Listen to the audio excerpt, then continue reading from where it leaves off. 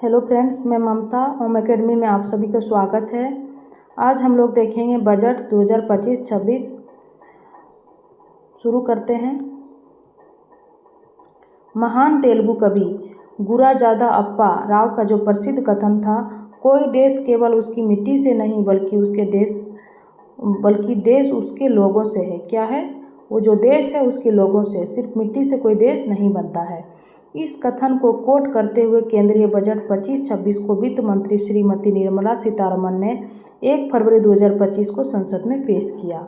केंद्रीय बजट 25-26 का थीम था सबका विकास। क्या थीम है इस बार?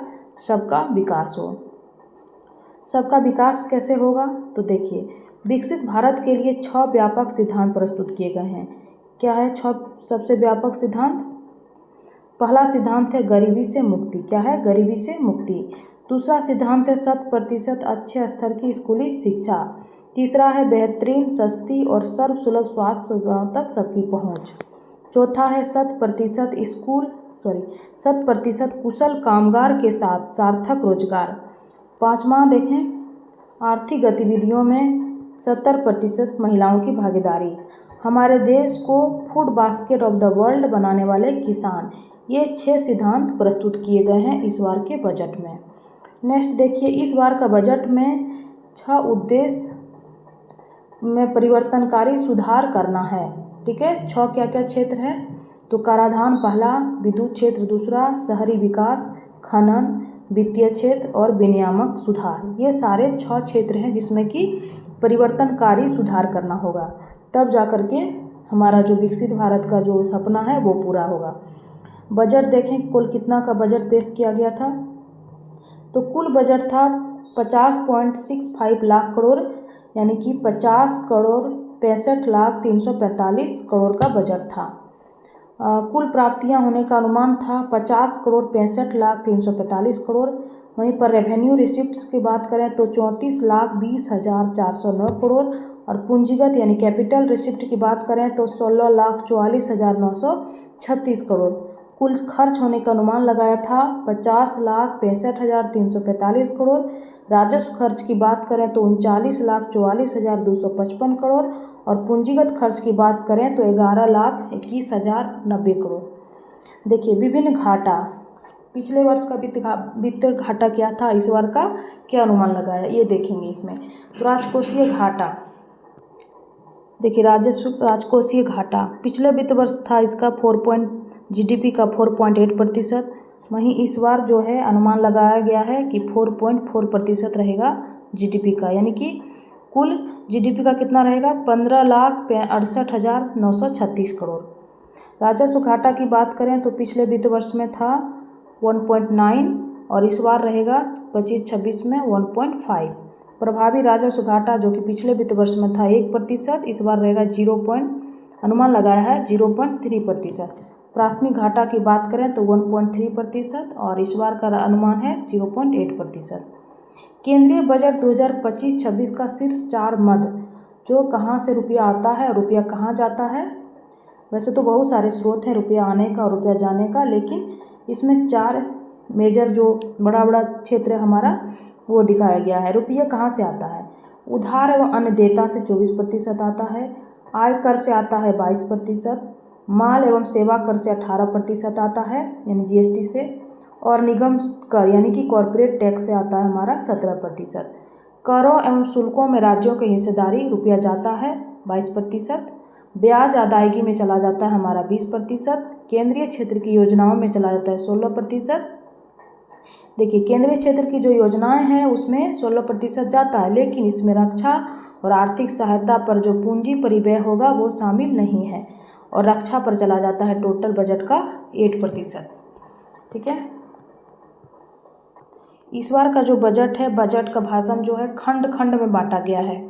तो खंड ए में क्या क्या दिया गया है ये हम लोग देखेंगे। ठीक है, इस बजट में विकास के 4 इंजनों की पहचान की गई है। खंड ए में क्या क्या वो 4 इंजन है? तो कृषि पहला इंजन है, दूसरा एमएसएमई है, तीसरा निवेश है और चौथा निर्यात है। ठीक है, चौथा क्या है? हमारा निर्यात है। अब हम लोग पहला इंजन का खंड ए का पहला इंजन देखेंगे जो कि हमारा कृषि है। कृषि में क्या क्या प्रावधान किए गए हैं बजट में? तो इंजन 1 प्रथम इंजन के रूप में कृषि। प्रधानमंत्री धन धान्य कृषि योजना, क्या नाम है इसका? प्रधानमंत्री धन धान्य कृषि योजना विकासशील कृषि जिला कार्यक्रम।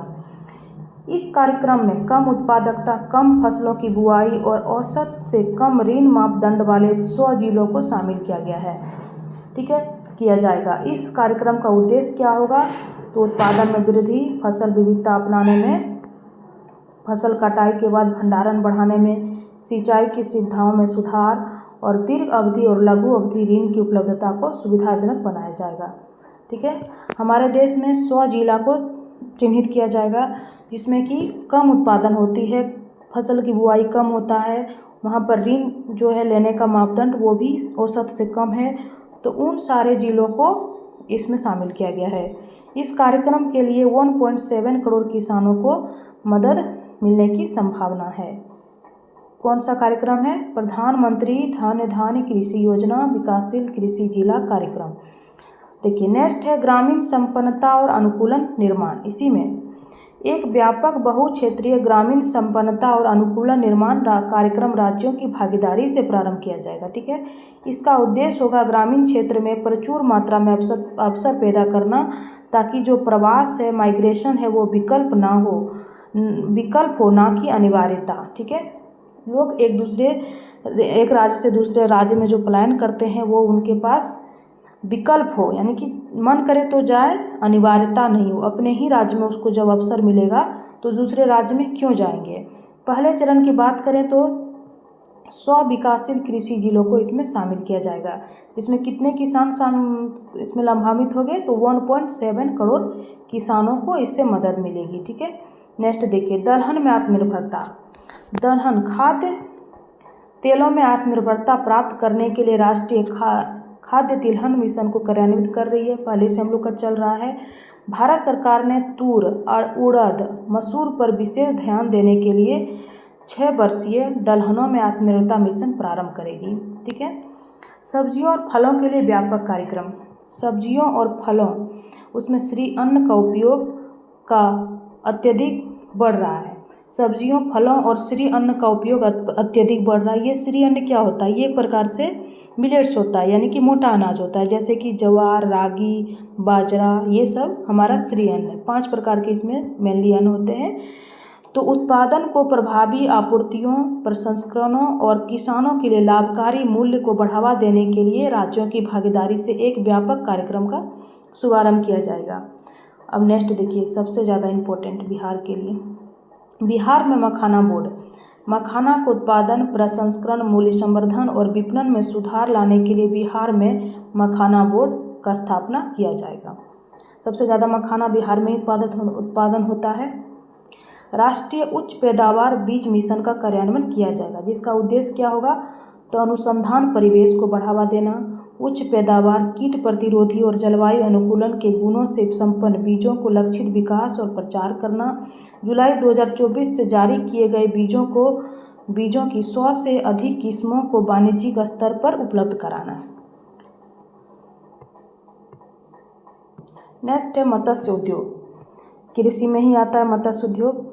तो मत्स्य उत्पादन और जलीय कृषि के क्षेत्र में विश्व में दूसरा सबसे बड़ा उत्पादक देश क्या है? भारत है। समुद्री खाद्य निर्यात का मूल्य 60,000 करोड़ है। हमारी सरकार अंडमान और निकोबार तथा लक्षद्वीप जैसे द्वीपों पर विशेष ध्यान देने और गहरे समुद्रों से सतत मछली पकड़ने को बढ़ावा देने के लिए अनुकूलन फ्रेमवर्क लाएगी। ठीक है, कपास उत्पादकता मिशन। कपास उगाने वाले लाखों किसानों के लाभ के लिए कपास उत्पादकता मिशन की घोषणा की गई है। इसके लिए एक 5 वर्षीय अभियान लाई जाएगी। 5 वर्ष का ये प्रोग्राम होगा। ब्याज सब्सिडी योजना के तहत किसान क्रेडिट कार्ड योजना जो है, ऋण लिए जाने की जो सीमा है वो 3 लाख से बढ़ाकर 5 लाख किया जाएगा। यानी कि अब जो किसान क्रेडिट कार्ड से किसानों को ऋण दिया जाता था वो अब 5 लाख तक दिया जाएगा। दूसरा इंजन हम लोग देखे थे, दूसरा इंजन था MSME। तो दूसरा इंजन के रूप में सूक्ष्म, लघु और मध्यम उद्योग के बारे में विस्तार से दिया गया है कि बजट में क्या क्या प्रावधान किया गया है। पहला देखिए, वित्त मंत्री ने विकास के लिए 5.7 करोड़ MSME को दूसरा शक्तिशाली इंजन बताया, क्योंकि यह हमारे निर्यात में 45% योगदान करता है। वर्तमान में 7.5 करोड़ लोगों को रोजगार देने वाले और हमारे विनिर्माण में 36% का योगदान करने वाले 1 करोड़ से अधिक पंजीकृत एमएसएमई मिलकर भारत को वैश्विक विनिर्माण में केंद्र बनाने का प्रयास कर रहे हैं। देखिए एमएसएमई का कितना ज़्यादा योगदान है। 45% योगदान है निर्यात में। 7.5% करोड़ लोगों को वो रोजगार देती है। विनिर्माण में 36% का योगदान करता है। 1 करोड़ से अधिक पंजीकृत एमएसएमई भारत में है। ठीक है। ऋण तक पहुंच में सुधार के लिए ऋण गारंटी कवर को है बढ़ाया जाएगा। सूक्ष्म और लघु उद्योगों के लिए 5 करोड़ से बढ़ाकर 10 करोड़, जिसमें कि अगले 5 वर्षों में 1.5 लाख करोड़ के अतिरिक्त ऋण उपलब्ध होंगे। स्टार्टअप के लिए 10 करोड़ से बढ़ाकर ये 20 करोड़ और जिसमें आत्मनिर्भर भारत के लिए महत्वपूर्ण 27 प्रमुख क्षेत्रों में ऋणों के लिए गारंटी शुल्क कम करके 1% किया जाएगा। उत्तम तरह से चल रहे निर्यातक एमएसएमई के लिए 20 करोड़ तक का सावधिक ऋण दिया जाएगा। यानी कि ऋण जो लोन का जो है वो भी इसमें बढ़ाया गया है दायरा। देखिए कोई भी एमएसएमई उसका एक क्राइटेरिया पूरा करना होता है तब वो एमएसएमई बनता है। ठीक है। तो निवेश कितना करना होता है, टर्नओवर जो है उसके लिए कुछ संशोधन किया गया है। तो सूक्ष्म उद्योग के लिए क्या है रखा गया है निवेश का सीमा, पहले था 1 करोड़ अब हो गया ये 2.5 करोड़ तक। ठीक है। टर्नओवर कितना होना चाहिए, पहले तो ये वर्तमान में 5 करोड़, अब पहले था ये 10 करोड़। ठीक है। नहीं, वर्तमान में 5 करोड़ था, अब हो गया ये संशोधित होकर 10 करोड़ तक वो टर्नओवर करेगा तो सूक्ष्म उद्योग कहलाएगा। ये क्राइटेरिया पूरा करना होता है एमएसएमई को। जैसे देखिए सूक्ष्म उद्योग के लिए पहले क्या था, अभी है वर्तमान में मतलब 1 करोड़। ठीक है। तो ये किया गया है 2.5 करोड़ अब नेक्स्ट में। अब वर्तमान में टर्नओवर की बात करें तो 5 करोड़, जो कि संशोधित करके कितना कर दिया गया है 10 करोड़। उसी तरह लघु उद्योग वर्तमान में 10 करोड़ निवेश करेगा और संशोधित करके इसको बढ़ा के कर दिया 25 करोड़। टर्नओवर की बात करें तो 50 करोड़ वर्तमान में था और संशोधित करके इसका 100 करोड़ कर दिया। उसी तरह मध्यम उद्योग की बात करें तो वर्तमान में 50 करोड़ था, जिसको बढ़ा करके 125 करोड़ कर दिया। और टर्नओवर की बात करें तो 250 करोड़ और बढ़ा करके इसको 500 करोड़ कर दिया। सूक्ष्म उद्योगों के लिए क्रेडिट कार्ड, इस तरह से किसान के लिए क्रेडिट कार्ड है, उसी तरह से सूक्ष्म उद्योगों के लिए क्रेडिट कार्ड। हम उद्यम पोर्टल पर पंजीकृत सूक्ष्म उद्यमों के लिए 5 लाख की सीमा वाले विशेष अनुकूल क्रेडिट कार्ड शुरू करेंगे। पहले वर्ष में 10 लाख कार्ड जारी किए जाएंगे। स्टार्टअप के लिए 10,000 करोड़ के अंशदान के साथ निधियों के नए कोष की स्थापना की जाएगी।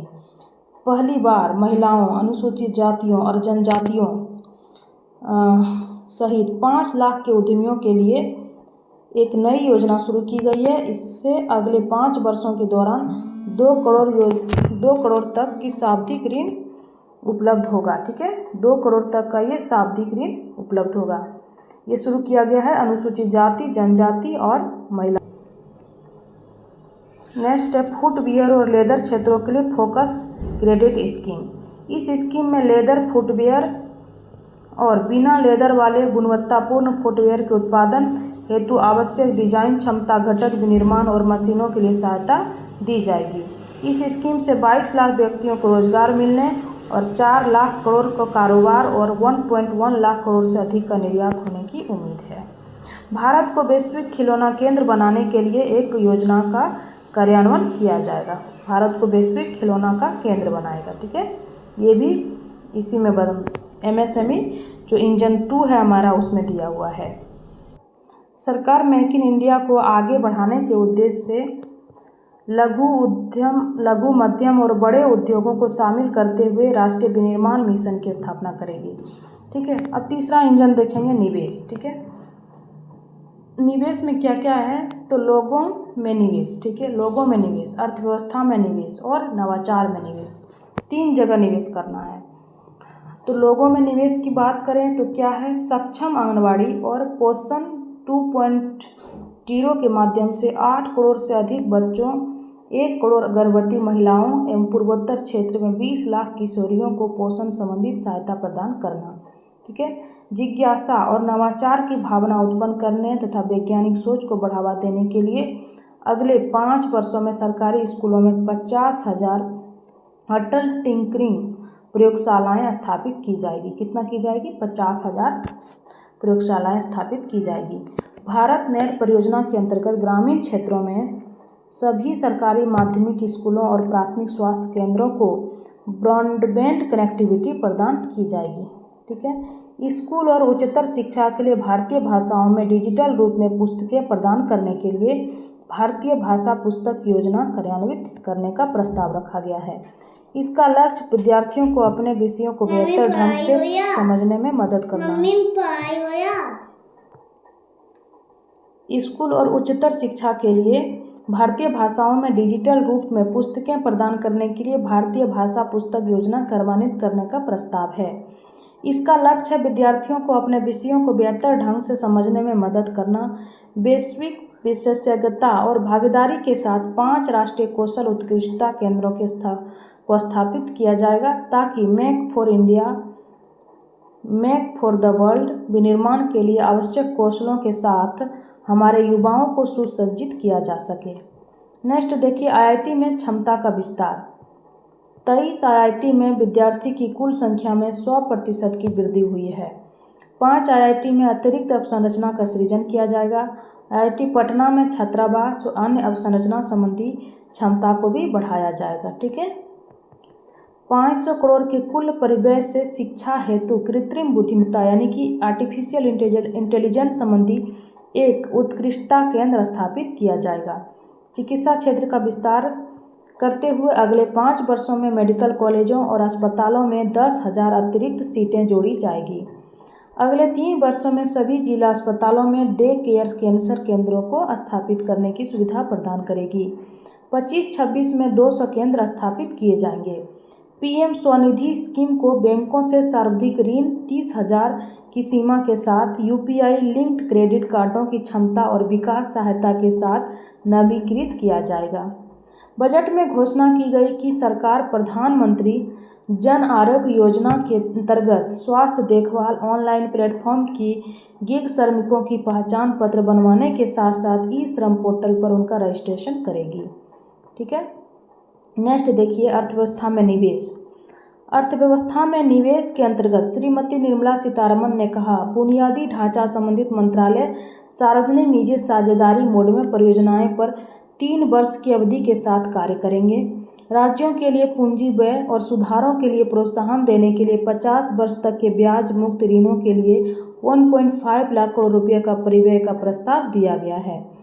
परिसंपत्ति मौद्रीकरण योजना 2025-30 वर्ष 2021 में स्वघोषित प्रथम परिसंपत्ति मौद्रीकरण योजना की सफलता को आगे बढ़ाते हुए नई परियोजनाओं में 10 लाख करोड़ रुपए की पूंजी निवेश के लिए 2025-30 हेतु द्वितीय परिसंपत्ति मौद्रीकरण की योजना शुरू किया जाएगा। 100% कवरेज हासिल करने के लिए जल जीवन मिशन को 2028 तक विस्तार करने की घोषणा की गई है। ये इम्पोर्टेंट है। ठीक है। शहरों को सृजनात्मक पुनर्विकास और जल एवं स्वच्छता के लिए सरकार 1 लाख करोड़ रुपया शहरी चुनौती निधि स्थापित करेगी। ठीक है। शहरों को सृजनात्मक पुनर्विकास के लिए 2025-26 के लिए 10,000 करोड़ के आवंटन का प्रस्ताव है। विकसित भारत के लिए परमाणु ऊर्जा मिशन।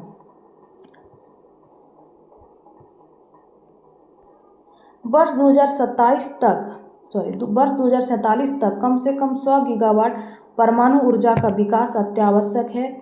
इस लक्ष्य को हासिल करने के लिए निजी क्षेत्र के साथ सक्रिय भागीदारी हेतु परमाणु ऊर्जा अधिनियम और परमाणुवीय नुकसान के लिए सिविल दायित्व अधिनियम में संशोधन किए जाएंगे।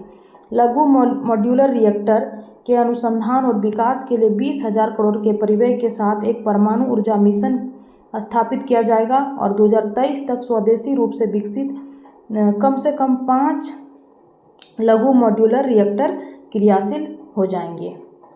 पोत निर्माण वित्तीय सहायता नीति को नवीनीकृत किया जाएगा। जल पोतों की रेंजों, श्रेणियों और क्षमताओं को बढ़ाने के लिए शिप बिल्डिंग क्लस्टरों को सुविधा प्रदान की जाएगी। सामुद्रिक उद्योगों के दीर्घ अवधिक वित्त पोषण के लिए 25,000 करोड़ की निधि के साथ सामुद्रिक विकास निधि स्थापित की जाएगी।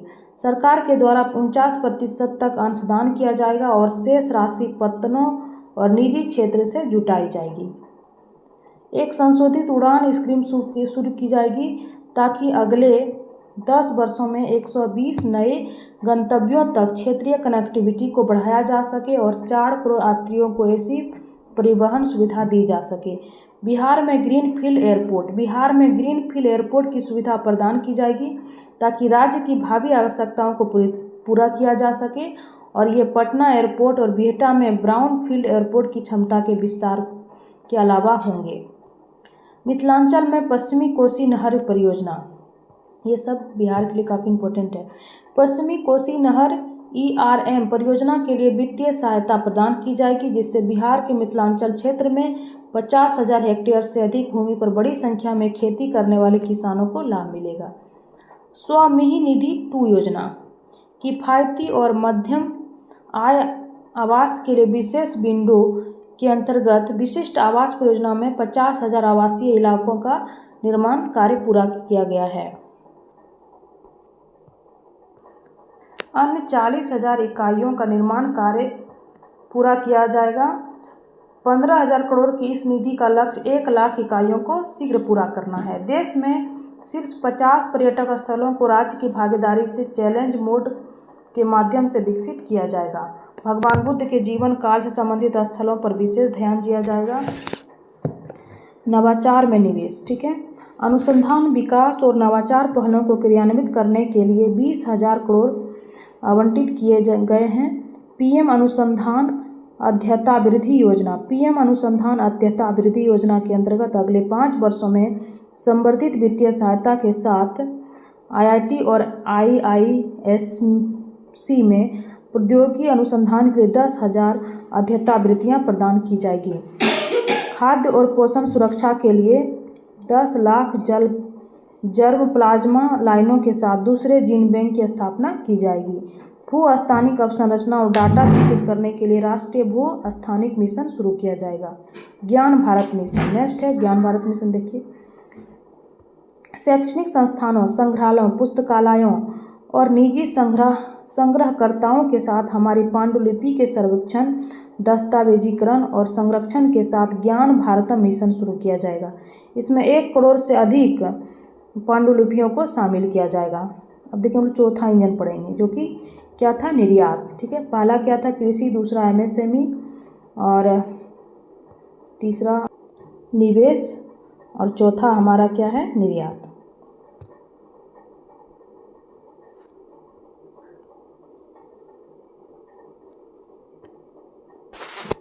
श्रीमती निर्मला सीतारमण ने निर्यात को विकास का चौथा इंजन बताते हुए कहा कि क्षेत्रीय मंत्रालयीय लक्ष्यों के साथ एक निर्यात संवर्धन विकास मिशन का शुभारंभ किया जाएगा, जिसे वाणिज्य मंत्रालय, MSME मंत्रालय और वित्त मंत्रालय द्वारा संयुक्त रूप से चलाया जाएगा। अंतर्राष्ट्रीय व्यापार हेतु भारत ड्रेनेट नामक एक डिजिटल सार्वजनिक अवसंरचना स्थापित की जाएगी। यह एकीकृत लॉजिस्टिक इंटरफेस प्लेटफॉर्म में सहयोग प्रदान करेगी। सरकार उद्यम 4.0 से संबंधित अवसरों का लाभ उठाने के लिए घरेलू इलेक्ट्रॉनिक्स उपकरण उद्योग को सहायता प्रदान करेगी। उभरते हुए टियर 2 शहरों में वैश्विक क्षमता केंद्रों को बढ़ावा देने के लिए एक राष्ट्रीय फ्रेमवर्क तैयार किया जाएगा। ईंधन के रूप में सुधार, इंजन के लिए ईंधन के तौर पर सुधारों को स्पष्ट करते हुए श्रीमती निर्मला सीतारमण ने कहा कि पिछले 10 वर्षों से ज़्यादा समय में सरकार ने करदाताओं की सुविधा के लिए फेसलेस मूल्यांकन, करदाता चार्टर, त्वरित रिटर्न, लगभग 99% रिटर्न स्वयं मूल्यांकन के आधार पर और विवाद से विश्वास योजना जैसे कई सुधारों को कार्यान्वित किया गया है। इन प्रयासों को जारी रखते हुए उन्होंने कर विभाग की विश्वास प्रथम जांच बाद में वचनबद्धता को दोहराया, ठीक है। विश्वास प्रथम जांच बाद में। बीमा क्षेत्र के लिए विदेशी प्रत्यक्ष निवेश को 74% से बढ़ाकर ये 100% किया जाएगा। ये इम्पोर्टेंट है। यह संवर्धित बीमा उन कंपनियों के लिए उपलब्ध होगी जो भारत में संपूर्ण प्रीमियम का निवेश करेगी, ठीक है। नेक्स्ट देखिए, सार्वजनिक क्षेत्र के बैंक एसएचजी सदस्यों और ग्रामीण क्षेत्रों के लोगों की ऋण आवश्यकताओं को पूरा करने के लिए ग्रामीण क्रेडिट स्कोर फ्रेमवर्क विकसित करेंगे। पेंशन क्षेत्र में विनियमित समन्वय और विकास के लिए एक फोरम की स्थापना की जाएगी। पेंशन में विनियमित समन्वय और विकास के लिए एक फोरम की स्थापना की जाएगी। वर्ष 2025 में केंद्रीय केवाईसी रजिस्ट्री का पुनर्द्वार किया जाएगा। ठीक है। विनियामक सुधार 21वीं सदी के लिए आधुनिक लचीले लोगों के अनुकूलन और विश्वास आधारित विनियामक प्रारूप को विकसित करने के लिए निम्नलिखित 4 विशेष उपायों का प्रस्ताव दिया गया है। क्या दिया गया है? तो विनियामक सुधार हेतु उच्च स्तरीय समिति जैसे सभी गैर वित्तीय क्षेत्र संबंधित विनियमों, प्रमाणन, लाइसेंस और अनुमतियों की समीक्षा करने के लिए विनियामक सुधार हेतु उच्च स्तरीय समिति गठित की जाएगी। यह समिति 1 वर्ष के भीतर अपनी सिफारिश प्रस्तुत करेगा। दूसरा है राज्यों के निवेश अनुकूल सूचकांक। प्रतिस्पर्धी सहकारी संघवाद की भावना को बढ़ाने के लिए वर्ष 2025 में राज्यों का निवेश अनुकूल सूचकांक शुरू होगा, यानी कि किस राज्य में कितना निवेश हो रहा है उसका एक सूचकांक। वित्तीय स्थिरता और विकास परिषद के अंतर्गत वर्तमान वित्तीय विनियमों और सहायक अनुदेशों के प्रभाव का मूल्यांकन करने के लिए एक तंत्र स्थापित किया जाएगा। जन विश्वास 2.0 सरकार अब विभिन्न कानूनों में 100 से अधिक कानूनी प्रावधानों को गैर आपराधिक बनाने के लिए जन विश्वास विधेयक 2.0 लाएगी। ठीक है।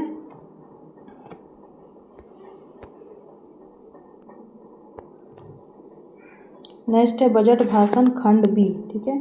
इसमें देखते हैं अप्रत्यक्ष कर के बारे में दिया हुआ है।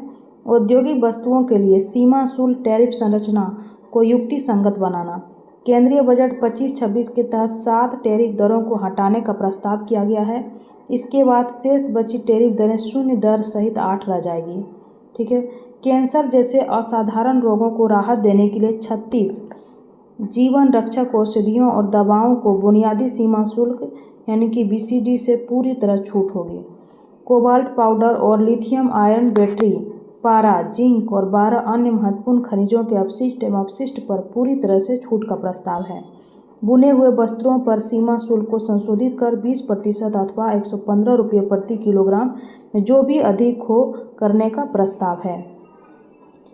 इंटरैक्टिव फ्लैट पैनल डिस्प्ले यानी कि इलेक्ट्रॉनिक वस्तुओं पर बुनियादी सीमा शुल्क 10% से बढ़ाकर 20% किया जाएगा। इलेक्ट्रिक वाहनों के लिथियम आयन बैटरी के विनिर्माण के लिए 35 अतिरिक्त पूंजीगत वस्तुओं पर छूट और मोबाइल फोन बैटरी विनिर्माण हेतु 28 अतिरिक्त पूंजीगत वस्तुओं पर छूट मिलेगी।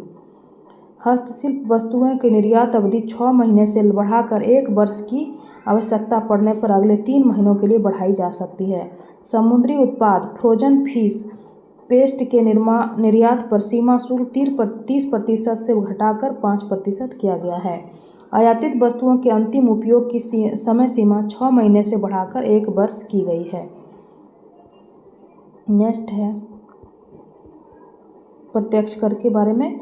नई कर व्यवस्था के अंतर्गत 12 लाख रुपये तक की आय अर्थात विशिष्ट दर जैसे पूंजीगत लाभ को छोड़कर 1 लाख रुपये प्रतिमाह की औसत आय पर कोई आयकर नहीं देय होगा। वेतनभोगी करदाताओं के लिए सीमा 75,000 रुपये की मानक कटौती के कारण 12.75 लाख रुपया होगी, यानी कि 12,75,000 रुपया होगी। नई कर व्यवस्था में संशोधित टैक्स कर संरचना तो 0 से 4 लाख रुपये में शून्य टैक्स, 4 से 8 लाख रुपये में 5% टैक्स, 8 से 12 में 10%, 12 से 16 लाख रुपये में 15%, वहीं 16 से 20 लाख में 20% और 20 से 24 लाख में 25% और 24 लाख से अधिक जो होगा तो 30%। TDS को तर्क संगत बनाना। वरिष्ठ नागरिकों के लिए ब्याज पर कटौती की सीमा 50,000 रुपये से 2 गुनी बढ़ाकर 1 लाख रुपये की जा रही है। किराए पर TDS के लिए वार्षिक सीमा 2.40 लाख रुपये से बढ़ाकर 6 लाख रुपये की गई है। उच्च TDS कटौती के प्रावधान केवल गैर पेन मामलों में ही लागू होंगे। छोटे धर्मार्थ न्यासों संस्थाओं की पंजीकृत अवधि को बढ़ाकर 5 वर्ष से 10 वर्ष कर दिया गया है। करदाताओं को अपने स्वामित्व वाले परिसंपत्तियों के लिए शून्य वार्षिक मूल्य का दावा बिना किसी शर्त के अनुमति का प्रस्ताव। 29 अगस्त 2024 को उसके पश्चात व्यक्तियों द्वारा राष्ट्रीय बचत स्कीम से किए गए आहरण पर छूट होगी। देश में अंतर्देशीय जल परिवहन को बढ़ावा देने के लिए मौजूदा टन भार कर योजना के लाभों को भारतीय पोत अधिनियम 2021 के अंतर्गत पंजीकृत अंतर्देशीय जलयानों के लिए विस्तारित करने का प्रस्ताव किया गया है। 1 अप्रैल 2030 से पहले निगमित होने वाले भारतीय स्टार्टअप इकोसिस्टम को 5 वर्षों तक की अवधि का विस्तार कर स्टार्टअप लाभ प्रदान किए गए हैं।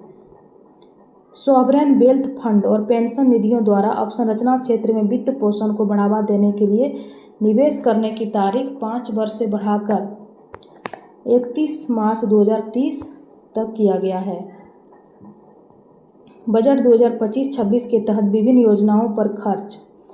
तो प्रधानमंत्री गरीब कल्याण अन्न योजना, इसमें खर्च किया गया है 2,03,000 करोड़। इसमें कितना खर्च किया गया है? 2,03,000 करोड़। मनरेगा 86,000 करोड़। मई जल जीवन मिशन में 67,000 करोड़। प्रधानमंत्री किसान सम्मान निधि में 63,500 करोड़। बजट 25-26 के तहत प्रमुख मदों पर व्यय। तो रक्षा में कितना होगा? 4,91,732 करोड़। ग्रामीण विकास में 2,66,817 करोड़। कृषि एवं संबद्ध क्षेत्र में 1,71,437 करोड़। शिक्षा में 1,28,650 करोड़। स्वास्थ्य में 98,311 करोड़। तो सबसे ज़्यादा रक्षा में व्यय होगा। इसके साथ ही बजट का ये चैप्टर ख़त्म होता है। अगला नेक्स्ट हम लोग देखेंगे आर्थिक सर्वेक्षण। अभी के लिए धन्यवाद।